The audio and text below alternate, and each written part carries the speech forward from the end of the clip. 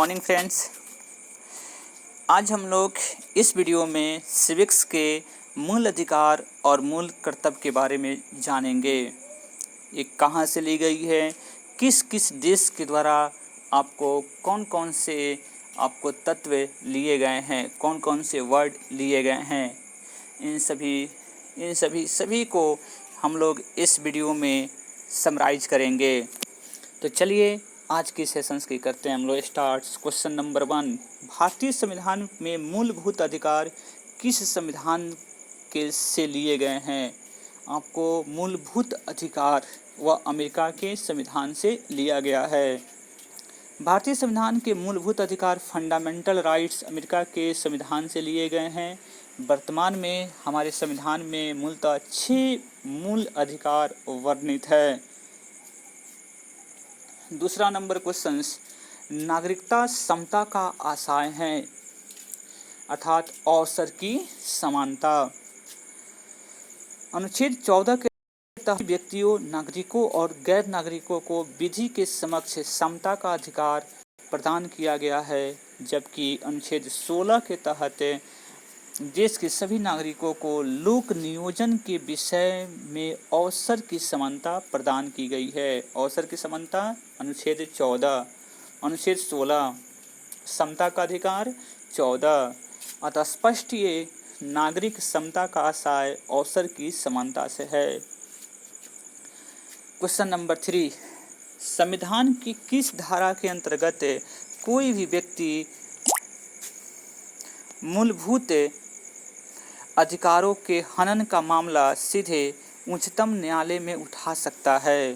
तो धारा 32 के तहत भारतीय संविधान के अनुच्छेद 32 के प्रावधानों के तहत देश का कोई भी व्यक्ति मूलभूत अधिकारों के हनन के मामला सीधे उच्चतम न्यायालय में उठा सकता है। यह व्यक्ति का मूल अधिकार है और इसे संवैधानिक उपचारों का अधिकार भी के नाम से भी जाना जाता है। अब आते हैं क्वेश्चंस, अनुच्छेद किसके तहत? अनुच्छेद 32 के प्रावधानों के तहत। क्वेश्चन नंबर 4, मौलिक अधिकारों का लागू करने के लिए निम्न में से किस न्यायालय द्वारा क्या जारी किया जा सकता है? तो आपको समादेश, इसको रीट कहा जाता है। उच्चतम न्यायालय द्वारा अनुच्छेद 32 के अंतर्गत तथा उच्च न्यायालयों द्वारा अनुच्छेद 226 के तहत मौलिक अधिकारों का लागू कराने का लिए समादेश रिट जारी किए जा सकते हैं। ये समादेश 5 प्रकार के हैं: बंदी, प्रत्यक्षीकरण, परमादेश, अधिकार पुच्छा और उत्प्रेषण और प्रतिषेध है। किसी व्यक्ति के कैद होने पर अनुच्छेद 226 के अंतर्गत की गई कार्यवाही का नाम क्या है? तो सांविधिक कार्यवाही। किसी व्यक्ति के कैद होने पर उच्च न्यायालय द्वारा अनुच्छेद 226 के तहत बंदी प्रत्यक्षीकरण रिट की जारी की जाती है, जो कि मूल अधिकारों के उल्लंघन के विरुद्ध सांविधिक कार्यवाही है, जो संवैधानिक उपचारों के अधिकार के अंतर्गत आता है।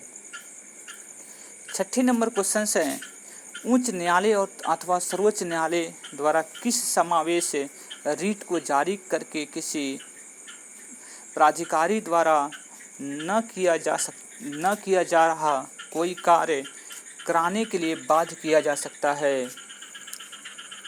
मैडमस की रीट, जिसको परमादेश कहा जाता है। उच्च न्यायालय अथवा सर्वोच्च न्यायालय किसी प्राधिकारी द्वारा अपने कर्तव्यों को न किए जाने पर परमादेश रीट जारी कर उसे अपना अभीष्ट कार्य करने के लिए बाध्य कर सकते हैं। क्वेश्चन नंबर 7 आते हैं, निम्नलिखित में से उच्चतम न्यायालय का वह रीट आदेश कौन सा होता है जो किसी प्राधिकार को रद्द करने के लिए दिया जाता है? अधिकार परीक्षा रीट, अधिकार परीक्षा रीट के अंतर्गत सार्वजनिक पद पर बने किसी व्यक्ति से न्यायालय यह प्रश्न कर सकता है कि उसके उस पद पर बने रहने का क्या औचित्य है। इस रीट के माध्यम से न्यायालय द्वारा किसी प्राधिकार के विधि संगत न होने पर उसे रद्द किया जा सकता है। 8वें नंबर, निम्नलिखित में से किस याचिका रीट के अधीन किसी कर्मचारी को ऐसे कार्यवाही करने से रोका जा सकता है जिसके लिए वह सरकारी तौर पर हकदार नहीं है। अधिकार परीक्षा रीट। अधिकार परीक्षा रीट के तहत किसी कर्मचारी को अवैधानिक रूप से की जाने वाली कार्यवाही करने से न्यायालय द्वारा रोका जा सकता है और यह इस रीट के तहत न्यायालय द्वारा पूछा जा सकता है कि वह व्यक्ति किस प्राधिकार से यह कार्य कर रहा है। अधिकार परीक्षा रीट के द्वारा। 9 नंबर क्वेश्चंस में चलते हैं। निम्न समादेशों में से कौन सा समादेश किसी अवैधिक व्यक्ति से सरकारी पद को बचाने के लिए जारी किया जाता है। अधिकार परीक्षा। अधिकार परीक्षा समादेश का प्रयोग किसी अवैध व्यक्ति से सरकारी पद को बचाने के लिए किया जाता है। इसके अंतर्गत न्यायालय लोक पद पर किसी व्यक्ति के दावे की वैधता की जांच करता है। यदि व्यक्ति का दावा आधारहीन है तो उसे पद से हटा दिया जाता है। क्वेश्चन नंबर 10, निम्नलिखित में से कौन सी रीट व्यक्तिगत स्वतंत्रता का बुलवर्क है। बंदी प्रत्यक्षीकरण। बंदी प्रत्यक्षीकरण। संविधान उपचारों के अंतर्गत अनुच्छेद 32 के उल्लेखित विभिन्न रीटों के बंदी प्रत्यक्षीकरण का रीट व्यक्तिगत स्वतंत्रता की बुलवर्क है। यह रीट सरकारी और गैर सरकारी दोनों ही प्रकार के व्यक्तियों के विरुद्ध जारी की जा सकती है। 11 नंबर क्वेश्चन, निम्नलिखित में से कौन सा निजी स्वतंत्रता का एक आधार है। बंदी प्रत्यक्षीकरण। निजी स्वतंत्रता का एक आधार है बंदी प्रत्यक्षीकरण। बंदी प्रत्यक्षीकरण रीट द्वारा एक अवैध रूप से निषिद्ध व्यक्ति को छोड़ने के लिए उच्च तथा उच्चतम न्यायालय आदेश जारी कर सकता है, अतः यह निजी स्वतंत्रता का एक आधार है।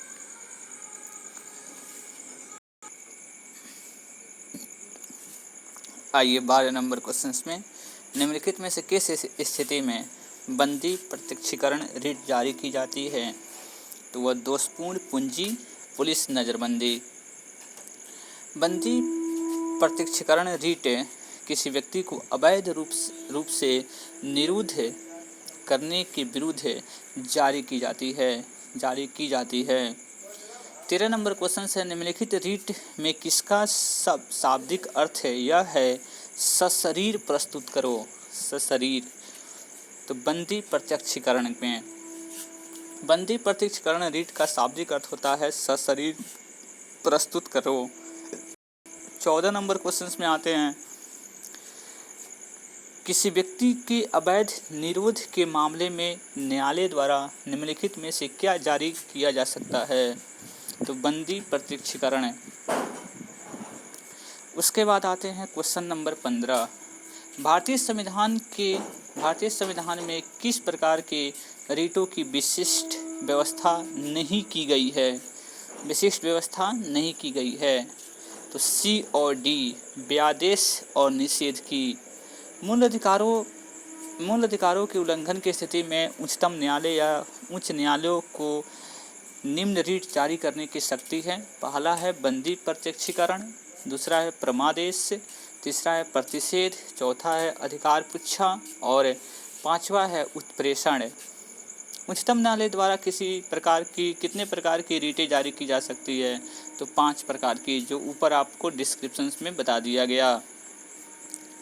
17 नंबर क्वेश्चन से, निम्नलिखित में से वो कौन सा अधिकार है जिसकी गणना भारत के संविधान में नहीं की गई है लेकिन उसे उच्चतम न्यायालय ने मौलिक अधिकार बताया है।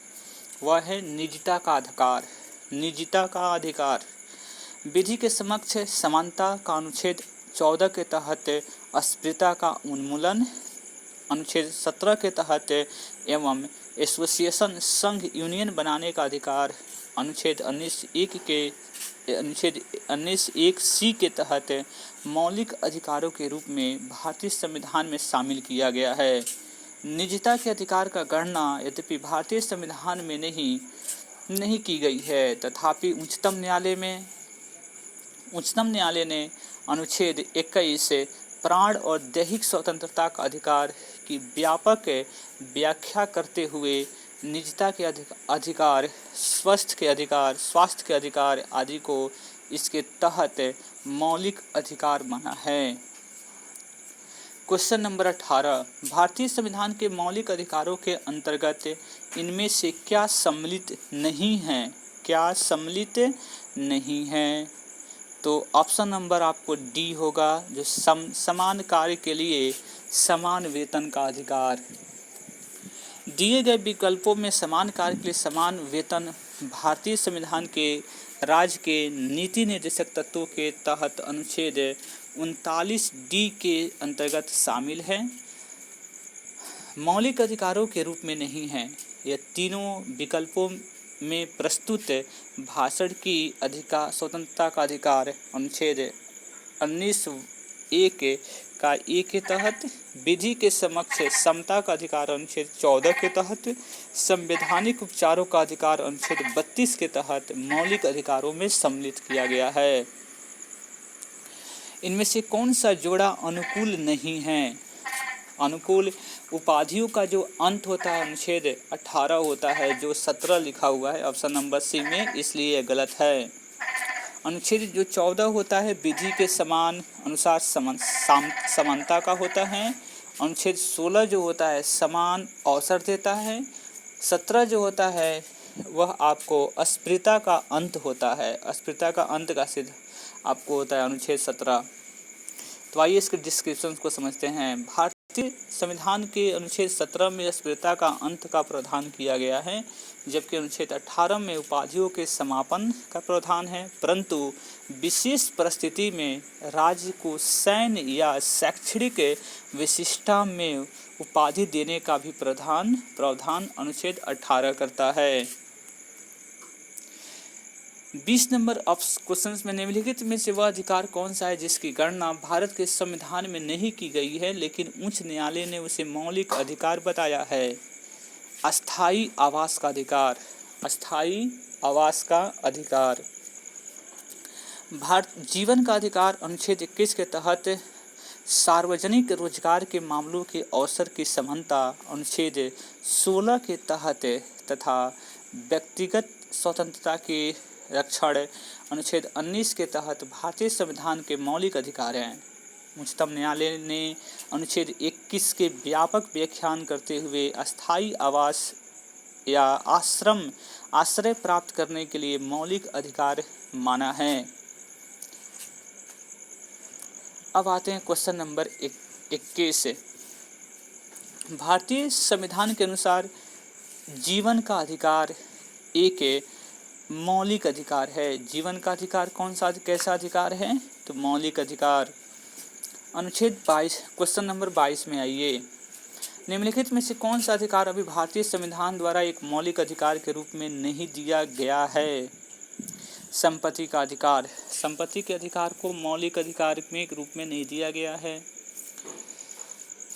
संपत्ति का अधिकार प्रारंभ में भारतीय संविधान के मौलिक अधिकारों के अंतर्गत शामिल था, परंतु 44वें संविधान संशोधन 1978 के द्वारा इसे मौलिक अधिकारों की सूची से हटा दिया गया तथा वर्तमान में यह अनुच्छेद 300 क के अधीन एक विधिक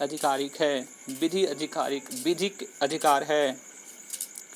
23 नंबर क्वेश्चन, किस संविधान संशोधन अधिनियम द्वारा संपत्ति के अधिकार को मूल अधिकार अब नहीं रहा? तो 44वां संविधान संशोधन 1978 के द्वारा हटा दिया गया।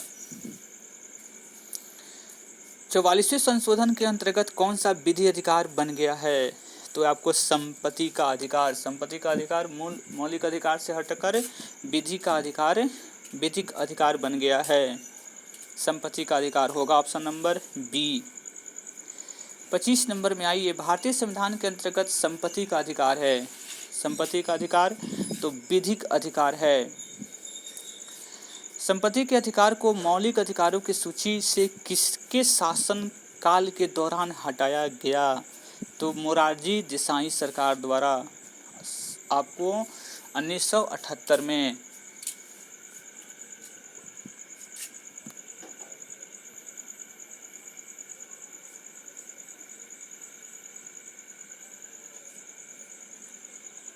ये अब क्वेश्चंस देखते हैं हम लोग। मोरारजी देसाई सरकार द्वारा हटाया गया। संपत्ति के अधिकार को मौलिक अधिकार की सूची से 44वें संविधान संशोधन के द्वारा 1978 में हटा दिया गया था। उस समय मोरारजी देसाई के नेतृत्व में जनता पार्टी सरकार अस्तित्व में थी। मूल संविधान को संपत्ति का अधिकार अनुच्छेद 31 में समाविष्ट था। 27 नंबर क्वेश्चन, निम्नलिखित में से वह मौलिक अधिकार कौन सा है जिसे डॉक्टर अम्बेडकर के अनुसार संविधान का दिल कहा जा सकता है? तो है संवैधानिक उपचारों का अधिकार, अनुच्छेद 32। तो आपको ऑप्शन नंबर एप्पल सही होगा। डॉक्टर भीमराव अंबेडकर ने संविधान के मूल अधिकारों में उल्लिखित संविधान उपचारों का अधिकार अनुच्छेद 32 को संविधान का आत्मा हृदय कहा था।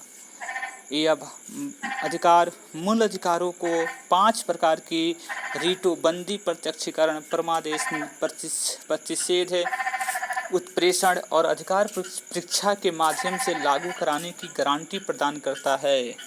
उच्चतम न्यायालय को इन रीटों को अनुच्छेद 32 के तहत जारी करने का अधिकार है, जबकि अनुच्छेद 226 के अधीन उच्च न्यायालय इन रीटों को जारी कर सकता है। 28 नंबर क्वेश्चन में, भारत के संविधान में संवैधानिक उपचार का अधिकार किस अनुच्छेद के तहत हुआ है? तो 32 के। अब इसलिए ऑप्शन नंबर सी होगा। भारतीय संविधान के अनुच्छेद को डॉक्टर भीमराव अम्बेडकर ने भारतीय संविधान का हृदय और आत्मा बताया है, तो वह अनुच्छेद 32 है। भारतीय संविधान के अनुच्छेद 32 को भीमराव अम्बेडकर ने भारतीय संविधान को हृदय या आत्मा कहा है। इस अनुच्छेद के अंतर्गत मौलिक अधिकारों का परिवर्तित कराने के लिए समुचित कार्यवाहियों द्वारा उच्चतम न्यायालय में आवेदन करने का अधिकार प्रदान किया गया है। क्वेश्चन नंबर 30, अथवा खानों में कोई व्यक्ति नियुक्त नहीं किया जा सकता जब तक उसकी आयु कम से कम 14 वर्ष का न हो। तो इसलिए इसमें 14 वर्ष होगा। आइए इसके डिस्क्रिप्शंस को पढ़ते हैं। संविधान के अनुच्छेद 24 के तहत 14 वर्ष के अनुच्छेद 24, ये याद रखेंगे, अनुच्छेद 24 के तहत 14 वर्ष से कम आयु वाले बालकों को किसी भी कारखाने, खाने या जोखिमपूर्ण नियोजन में लगाए जाने का प्रतिषेध किया गया है। क्वेश्चन नंबर 31, निःशुल्क शिक्षा का अधिकार कुछ सीमाओं के अंतर्गत मौलिक अधिकार के रूप में गारंटित है। तो ऑप्शन नंबर एप्पल, मौलिक अधिकारों के रूप में गारंटित है।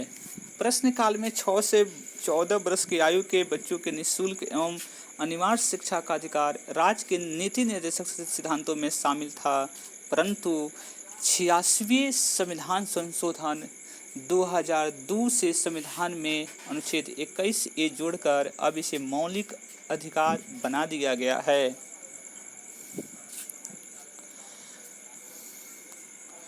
भारत के संविधान में मौलिक अधिकार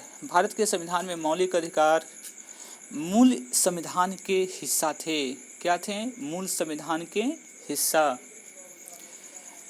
भारतीय संविधान के भाग 3 में अनुच्छेद 12 से अनुच्छेद 35 तक मौलिक अधिकारों के अध्याय हैं। इन मौलिक अधिकार मूलतः 7 थे, परंतु संपत्ति के अधिकार को हटाने के बाद अब ये 6 हैं। मूल संविधान के भाग हैं तथा ये संयुक्त राज्य अमेरिका के संविधान से प्रेरित हैं। मूल अधिकार भारतीय संविधान के किस भाग में स्थापित हैं? तो भाग 3 में। मूल अधिकार संविधान के किस भाग में उपस्थित हैं, स्थापित हैं? तो भाग 3 में। प्रेस की स्वतंत्रता किस अधिकार में निहित है? तो भाषण स्वतंत्रता में। प्रेस की स्वतंत्रता अनुच्छेद संविधान के अनुच्छेद 21 का 1 का ए के तहत वाक स्वतंत्रता और अभिव्यक्ति स्वतंत्रता के मौलिक अधिकार में निहित है। 35 नंबर क्वेश्चन है कि प्रेस की स्वतंत्रता भारतीय संविधान के किस अनुच्छेद में मिली? तो अनुच्छेद 19 से। अब आते हैं क्वेश्चन नंबर 36 से। भारत के संविधान के किस अनुच्छेद के अंतर्गत सशस्त्र बलों को सदस्यों को मौलिक अधिकारों को विशेष रूप से प्रतिबंधित किया जा सकता है? तो अनुच्छेद 33 से। आइए इसके डिस्क्रिप्शन हैं। अनुच्छेद 33 के अनुसार संसद विधि द्वारा सशस्त्र के सदस्यों, लोक व्यवस्था बनाए रखने वाले बलों के सदस्यों तथा कुछ अन्य व्यक्तियों के इन अधिकारों को लागू होने की सीमाएं और मर्यादाओं का निर्धारण कर सकती है। क्वेश्चन नंबर 37 से। भारतीय संविधान के अल्पसंख्यकों को मान्यता किस आधार पर दी गई है? तो धर्म के आधार पर। अल्पसंख्यकों की मान्यता किस आधार पर दी गई है? धर्म के आधार पर। भारतीय संविधान में धार्मिक और भाषाई आधार पर अल्पसंख्यकों की मान्यता प्रदान की गई है। 38 क्वेश्चन नंबर 38। भारतीय संविधान के मौलिक कर्तव्य का कब समाविष्ट किए गए? भारतीय संविधान में मौलिक कर्तव्य आपको 1976 ईस्वी में। भारतीय संविधान के 42वें संशोधन 1976 के द्वारा भारतीय संविधान का भाग 4A के तहत अनुच्छेद 51A के अंतर्गत मौलिक कर्तव्यों की सूची जोड़ी गई। इनकी कुल संख्या मूलतः 10 थी, जबकि हाल में एक और मूल कर्तव्य जुड़ने से इसकी संख्या अब 11 हो गई है। संविधान के 86वें संविधान अधिनियम 2002 के द्वारा 6 से 14 वर्ष की आयु वर्ग के बच्चों को शिक्षा का अवसर प्रदान करना प्रत्येक माता पिता का कर्तव्य निर्धारित किया गया, जो आपको 11वां मूल कर्तव्य था। 39 नंबर। संविधान के मौलिक कर्तव्य किस संशोधन द्वारा जोड़े गए? तो 42वां संशोधन द्वारा। मौलिक कर्तव्य को कौन से संशोधन द्वारा जोड़ा गया? तो 42वें। 40 नंबर क्वेश्चन देखिए। मौलिक कर्तव्यों के अध्याय में शामिल हैं। मौलिक कर्तव्यों के अध्याय में क्या क्या शामिल हैं आपको? तो ऑप्शन नंबर एप्पल, उन उदात्त आदर्शों को सजोने और अपनाने का कर्तव्य जिन्होंने हमारे स्वतंत्रता आंदोलन को प्रेरित किया है। तो 40 नंबर क्वेश्चन क्लियर। मौलिक कर्तव्यों के अध्याय में कुल 10, वर्तमान में 11 मूल कर्तव्यों में शामिल किया गया है। इसमें उन उदात्त आदर्शों को सजोने और अपनाने का कर्तव्य शामिल है जिन्होंने हमारे स्वतंत्रता आंदोलन को प्रेरित किया। ये मूल कर्तव्य संविधान के भाग 4 क से कम में अनुच्छेद 21 के क के रूप में शामिल हैं। आइए 41 नंबर क्वेश्चन से। भारतीय संविधान के मौलिक कर्तव्यों की सूची में निम्नलिखित में से किस भाग के रूप में जोड़ी गई? तो भाग 4 में। 42 नंबर में है, भारतीय संविधान के कितने मौलिक कर्तव्य शामिल किए गए हैं? आपको 11।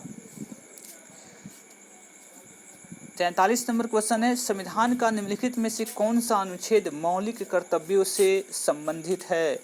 तो अनुच्छेद 51 का क।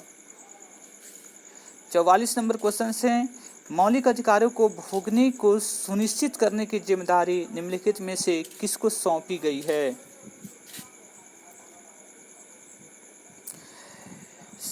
आपको उच्च न्यायालय को और उच्चतम न्यायालय को, दोनों को आपको मौलिक अधिकारों को भोगने की सुनिश्चित करने की जिम्मेदारी सौंपी गई है। उच्चतम न्यायालय को और उच्च न्यायालय को, दोनों को। चलिए 44 क्वेश्चंस तक हमने इस वीडियो में आज कवर अप किए। फिर नेक्स्ट वीडियो में इसका पार्ट 2 आपको बनाएंगे, जिसमें टोटल इस चैप्टर्स के जितने भी क्वेश्चंस पूछे गए हैं वो सभी क्वेश्चंस को हम लोग कवर अप करेंगे।